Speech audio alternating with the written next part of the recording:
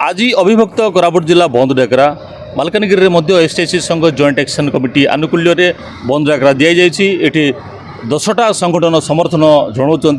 तो मुख्य उद्देश्य है जो राज्यभित्तिक ग्रुप सी ग्रुप डी नियुक्ति करने द्वारा मालकानगिरी जिलार उपात अंचल अधिकांश छात्र छात्री माने अग्रणी जिलार छात्र छात्री मानक शिक्षा क्षेत्र में टक्कर देवाटा संभव नुह। से एपूर्वे 2012 मसीहा पर्यंत ग्रुप सी एवं ग्रुप डी जिला भित्तिक थिला।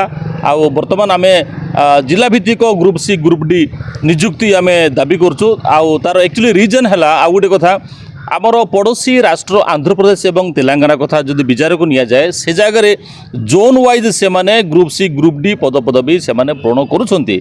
आमे ओडिशा सरकार को अनुरोध करुछु ओडिशा रे मध्य सेही भलिया जदि जोन वाइज गुटे 6टा जोन करा जाए ताहेले से अंचल से पिला माने चाकरी पाइबे। आमे कहूनु सिविल सर्विस कथा सिविल सर्विस तो सर्व माने राज्य स्तरीय ही से माने पिला पोस्टिंग पाइबे किंतु निहाती ग्रुप सी ग्रुप डी जिला भित्तिक किंबा जोन वाइज करबा आमर मुख्य दाबी।